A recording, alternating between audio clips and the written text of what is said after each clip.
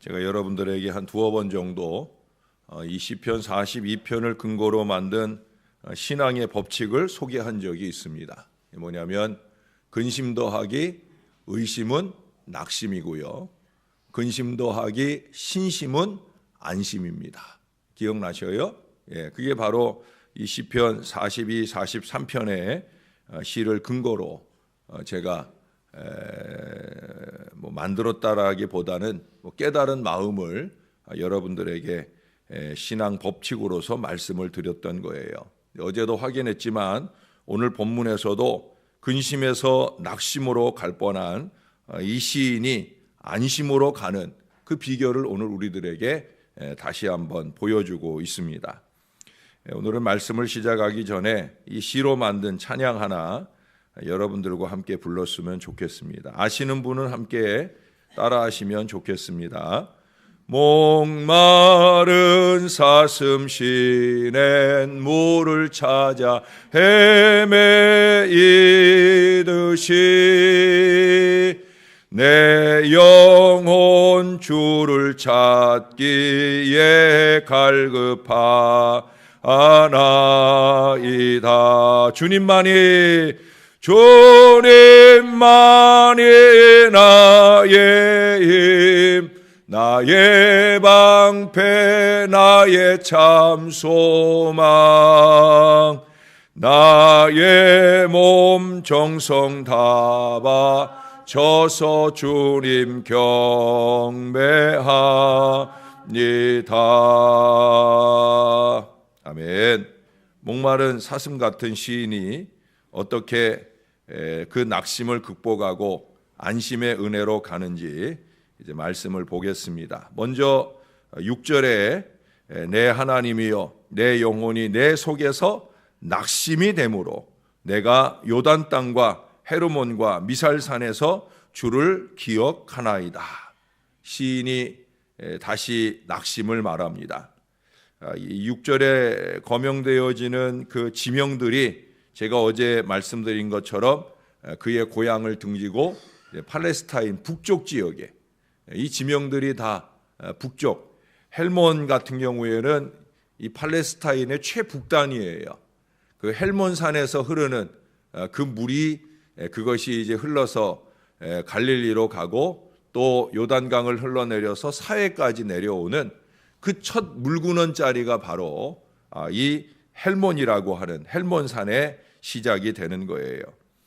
2절에서 볼 때 무척 갈망하는 마음을 표현했었잖아요.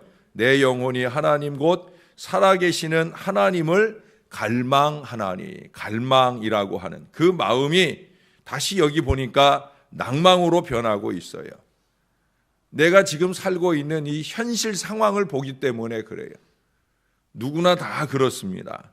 현실적인 상황을 보면 그렇게 낭망하게 되어지는 거예요. 늘 주를 갈망하며 살아계시는 하나님의 물붓듯 부으시는 은총을 사모하는 실로 독수리가 날개를 치며 하늘로 올라가는 듯한 그 신앙의 순간이 있는가 하면 또 어느새 내 눈앞에 닥친 크고 작은 어려움을 이기지 못한 채 이렇게 낭망하여 하나님을 원망하거나 자학을 하는 경우들이 있는 거예요. 그게 어찌 보면 우리들의 신앙에서 자주 보이는 모습이 아닌가 하는 그런 생각을 해요. 그래서 여기 7절에서 언급하고 있죠. 7절에 뭐라 그러냐면 주의 폭포 소리에 깊은 바다가 서로 부르며 주의 모든 파도와 물결이 나를 휩쓸었나이다. 아마 그 산 위에서 쏟아지는 폭포 소리를 듣기도 하고 또 바닷가에서 철썩거리는 파도 소리를 듣기도 하는 것 같아요. 이게 내 마음이 편안하고 좋고 하나님을 향한 갈망이 간절하면 아마 그 자연의 소리들이 내게 은혜로 다가올 것 같아요. 하나님의 우레와 같은 음성으로도 들릴 수 있을 것 같고, 그러나 마음이 쪼그라져 있으니까 자기 주변에 있는 이 자연이 온통 자기의 슬픔을 가중하고 있는 듯한 느낌인 거예요. 자연뿐이겠습니까? 온통 자신이 만나는 사건과 사람이 자신을 죄어들기만 하는 것 같고 하나님은 영영 자신을 잊은 듯이 그렇게 보여지기도 합니다. 9절은 그러한 심정을 이렇게 말하고 있어요. 내 반석이신 하나님께 말하기를 어찌하여 나를 잊으셨나이까? 내가 어찌하여 원수의 압제로 말미암아 슬프게 다니나이까 하리로다. 물론 이 9절이 정말 하나님께 대한 불평과 원망으로 말하고 있는 건 아닙니다. 그러나 그런 마음이라는 거예요. 예? 자연도 사람도 사물도 사건도 다 나를 애워싸고 내게 어려움을 주는 것 같은 그런 심정을 지금 느끼고 있다는 거예요. 이미 제가 어제도 언급한 바 있던 욥도 한때 여러 사람을 교훈하는 사람이었어요. 그들 가운데 어려워 손이 늘어진 사람이 있으면 그들을 강하게 해주는 일을 누구보다 열심히 했던 사람이, 넘어져 가는 자를 말로 붙들어 주었고 무릎이 약한 자를 강하게 하던 그런 사람이었어요. 그러나 그 자신이 극심한 고난 앞에 처하게 되어질 때 욥도 한순간 자기가 태어난 생일을 저주하게 되는 그런 불행한 순간을 만나기도 했다는 거예요. 그러나 정말 중요한 것은 뭐냐? 이미 수차례 언급한 바 있지만 우리의 인생의 모습을 바꾸어 놓는 것은 고난의 또는 어려움의 모양이 아니라는 거죠. 그 고난이나 그 어려움에 대처하는 바로 우리의 이 마음, 우리의 마음, 우리의 의지, 바로 그 모양이 중요한 거예요. 영국의 위대한 설교가 중에 한 사람이었던 윌리엄 제임스라고 하는 분은 이런 얘기를 했어요. 우리 세대의 가장 위대한 발견은 사람이 마음의 자세를 변화시킴으로써 자기의 인생을 변화시킬 수 있다는 점이다. 그래서 우리가 매 주일마다 예세 신세를 외치잖아요. 우리 예수님을 만나시면 새로운 인생으로 변화될 수 있다는 거죠. 신월제일교회를 다니면 새로운 신앙으로 변화될 수 있다는 거예요. 바로 그 희망을 우리가 말하기 위해서 그 매 첫 글자 예세 신세를 우리가 외치는 거예요. 신세 망치기 위해서가 아니라 신세 후원해지기 위해서, 그렇게 주님 앞에 새로운 인생을 살려면 주님을 만나고 주님을 의지하는 그 마음의 믿음을 분명히 해야 된다는 거예요. 그래 오늘 시편 기자도 낭망되어 있던 자신의 마음을 극복하고 8절에서 이렇게 고백합니다. 낮에는 여호와께서 그의 인자하심을 베푸시고 밤에는 그의 찬송이 내게 있어 생명의 하나님께 기도하리로다. 기도 속에서 희망을 찾는 거예요. 무엇보다 중요한 건 뭐예요? 그 낭망되어 있던 자신의 마음을 극복하는 것은 밤낮으로 자기와 함께 하시는 하나님, 그분을 향하여 시선을 돌리는 거예요. 여기 낮에는 밤에는 이렇게 은총과 감사로 영광을 올려드리는데 이게 결국 뭐예요? 밤낮으로 자신의 모든 생활이 하나님과 관련을 갖고 있다라는 고백을 하고 있는 거예요. 사람들은 다 나를 떠나도 하나님은 여전히 나와 함께 하신다. 이 희망을 보는 거예요. 특히 여기 베푸시고란 이 단어가 원어상으로 보면 미래적인 단어를 쓰고 있어요. 그래서 이미 그의 낭망이 소망의 신앙으로 변화되고 있음을 알 수 있는 거예요. 그래서 9절, 10절에서 낭망되었던 순간을 말하면서도 11절에 다시금 하나님을 향한 소망의 외침을 하고 있는 겁니다. 우리 한 번만 더 11절을 읽어보겠습니다. 읽고 또 읽어도 다시 읽고 싶은 말씀 11절 한번 다시 읽겠습니다. 시작.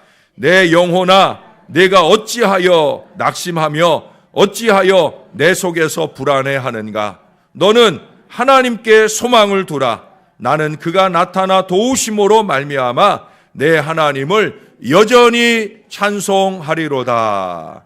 할렐루야. 여전히 찬송하리로다. 여러분, 오늘날 젊은이들을 보면 갑자기 변한 그 환경에 대처하는 마음 자세들이 대체로 약하고 또 쉽사리 포기하는 그런 경향을 많이 보이고 있어요. 왜 그럴까요?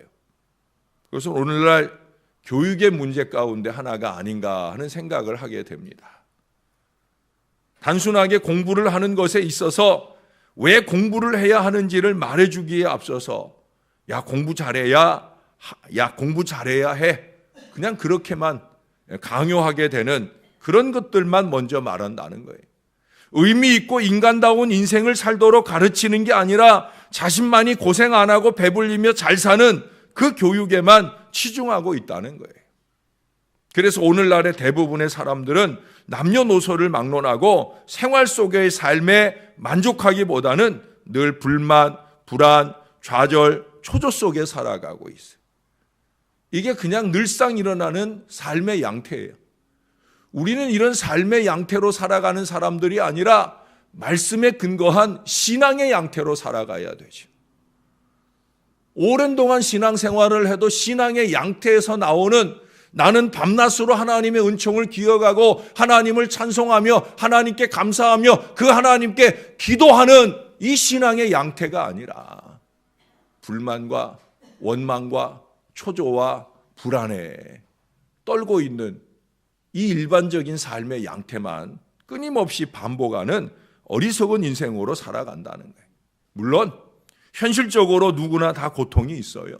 누구에게나 다 고민이 있어요. 누구에게나 다 눈물이 있고 지고 가지 않으면 안 될 무거운 짐이 있는 게 사실입니다.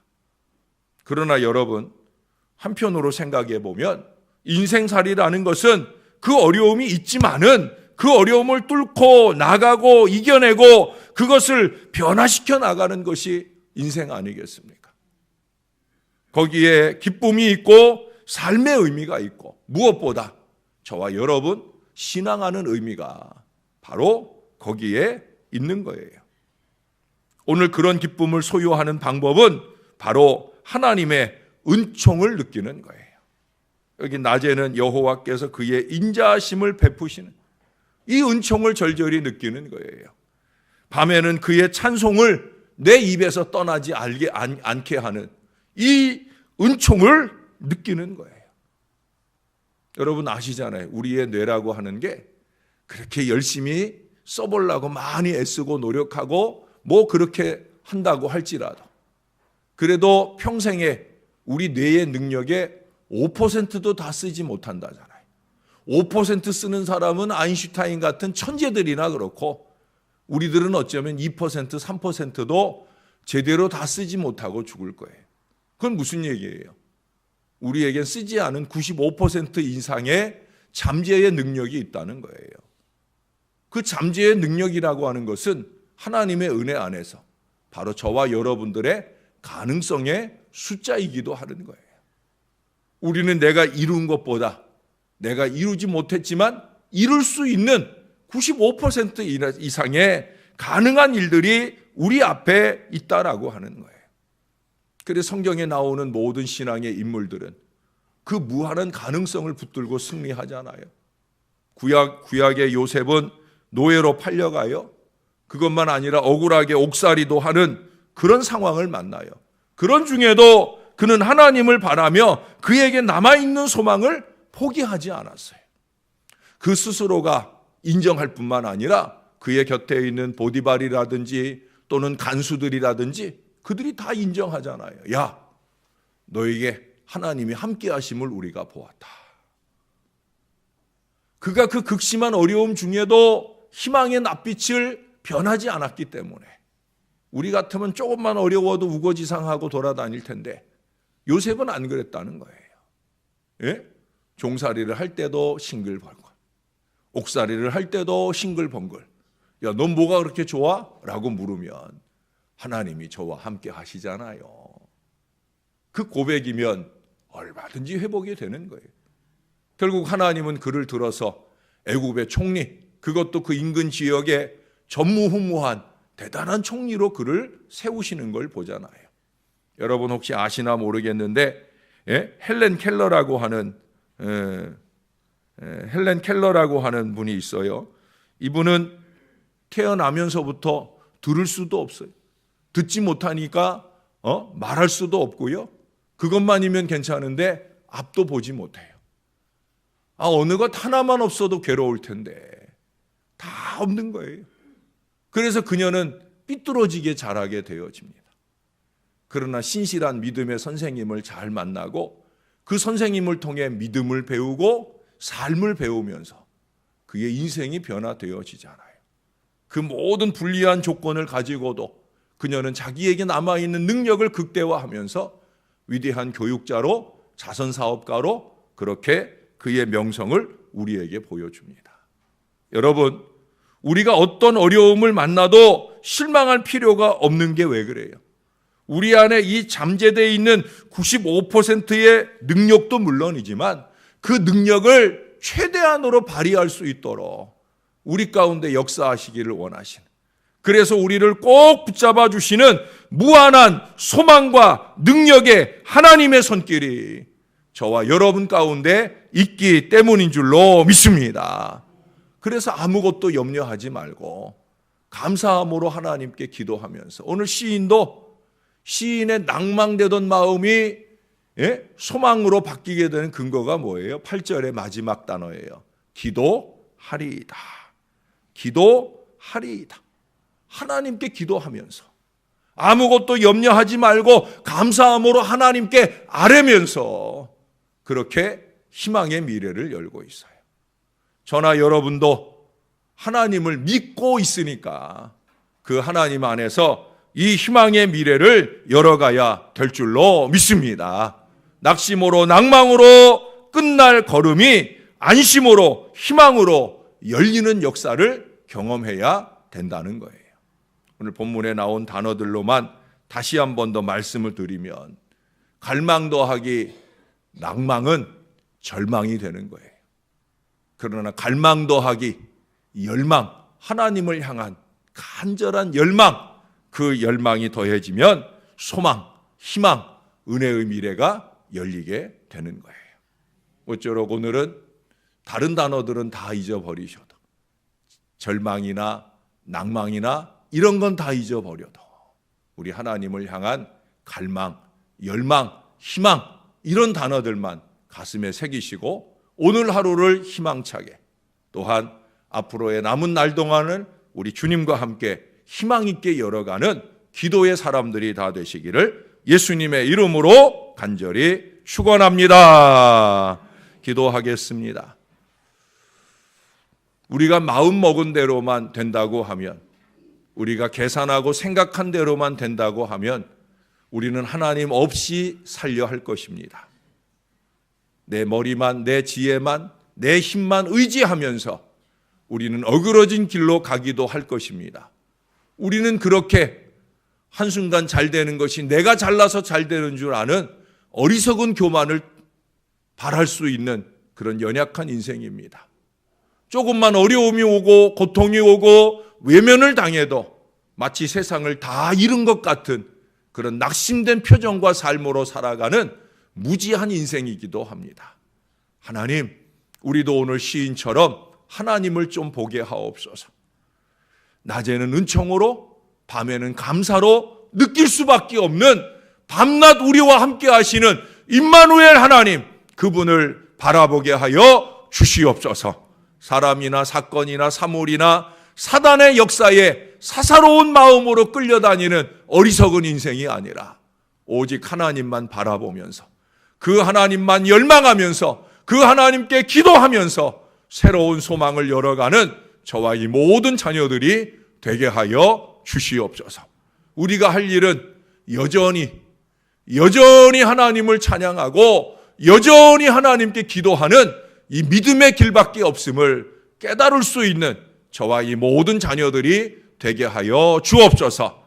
그래서 사방으로 우겨쌈을 당하여도 우겨 쌓이지 않는 건강한 믿음으로 승리했던 우리 믿음의 선진들처럼 우리도 그렇게 살아가게 도와 주시옵소서. 혹시 이 가운데 크고 작은 어려움을 만난 이들이 있나이까?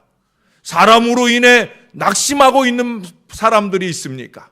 하나님 아버지, 그 마음을 꼭 어루만져 주옵소서. 주님의 손길이 임하는 순간 그 모든 낙심되었던 마음이 안심되는 마음으로 변화되는 역사를 이룰 수 있게 하여 주옵소서. 주님의 큰 은혜로 하루하루를 잘 살아갈 수 있도록 은혜를 베풀어 주시옵소서.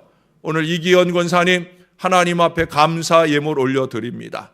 여정이 늘 주님 앞에 열심으로 예배하며 기도하는 그 기도의 제목들을 꼭 들어주시고 살아가는 자녀손들 앞길에 형통한 축복과 은혜가 넘치게 도와주옵소서. 날씨가 추워지니까 군에 가 있는 손주 걱정도 나실 터인데 건강하게 이 어려운 겨울 군무를 잘 마치는 사랑하는 자녀 될 수 있도록 은혜 베풀어 주옵소서. 오늘은 또 성노회가 영등포교회에서 개회가 되어집니다. 아침 9시부터 시작해서 모든 은혜로운 여정이 하나님 안에서 이루어질 수 있도록 도와주옵소서. 사람의 이기와 욕심과 세속적인 욕망들이 다 물러나게 도와주시고 하나님의 의가 분명하게 서는 그런 귀한 노예가 될 수 있도록 은혜를 베풀어 주시옵소서. 주님이 영광 받으시기를 소원합니다. 감사합니다. 예수님 이름으로 기도합니다. 아멘.